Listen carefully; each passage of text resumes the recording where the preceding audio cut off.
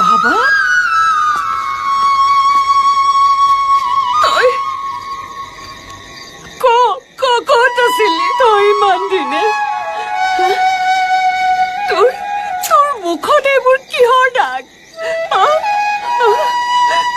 গোটেই জীৱনটো দাগেই হৈ গ'ল মা। সমীৰ আৰু প্ৰয়াস তাহাঁতক দেখোন দেখা নাই। সিহঁতি ক'ত আছে? সিহঁত মৰিলে, সিহঁতক মাৰি পেলালে। কি? কোনে মাৰিলে? কোনে? ৰঘুনাথ, এই শয়তানটো যিয়ে মোৰ দেউতাকো মাৰিছে। মা, কোন আহিছে ইমান ৰাতি? দাদা, তই ইমান দিন ক'ত আছিলি? তহঁতৰ যাতে বিপদ নহয় তাৰ বাবে মই লুকাই আছিলো। পৃথিৱীখন ভাল ধৰণে সলাম বুলি ভাবিছিলো, নোৱাৰিলো। এতিয়া বেলেগ ৰাস্তা ল'বলগীয়া হ'ল। মোৰ যদি কিবা ভুল হৈছিল মোক ক্ষমা কৰি দিবি, মোক আশীৰ্বাদ কৰ। বাবা কি কৈছ?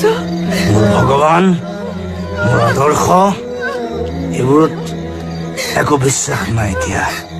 অকল তোৰ ওপৰত বিশ্বাস আছে। মা, ভণ্টি,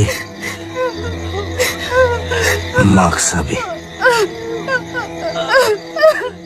মই যাওঁ। আজিৰ এই কাহিনীৰ শেষ অধ্যায়।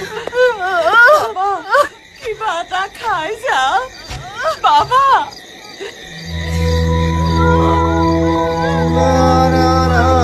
আজি নাখাওঁ দে।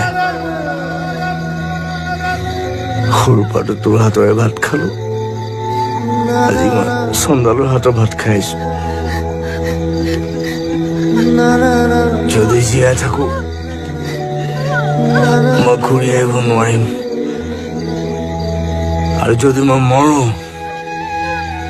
এদিন হলেও আহিম দে, আকৌ জন্ম লম। তোৰ হাতৰ এসাঁজ ভাত খাবলে, তোৰ কোলাতে কোলা শুবলে।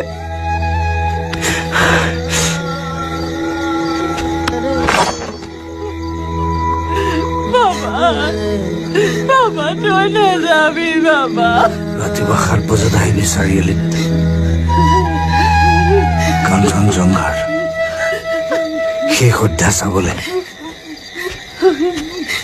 মই একো বুজি পোৱা নাই মোৰ বৰ ভয় লাগিছে